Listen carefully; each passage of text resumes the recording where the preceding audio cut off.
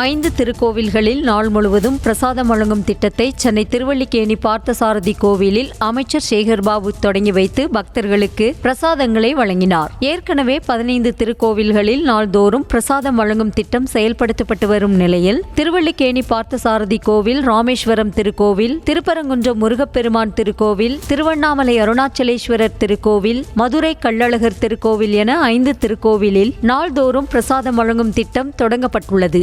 அருள்மிகு பார்த்தசாரதியப்பன் திருக்கோவிலிலும், ராமேஸ்வரம் திருக்கோயிலிலும், திருப்பரங்குன்றம் அருள்மிகு முருகப்பெருமான் உடைய திருக்கோயிலிலும், திருவண்ணாமலை அருணாச்சலேஸ்வரர் கோயில் திருக்கோயிலிலும், மதுரை அழகர் திருக்கோயிலிலும் என்று 5 திருக்கோயில்களில் இன்றைக்கு இந்த அன்னப்பிரசாத திட்டம் துவக்கி வைக்கப்பட்டிருக்கின்றது.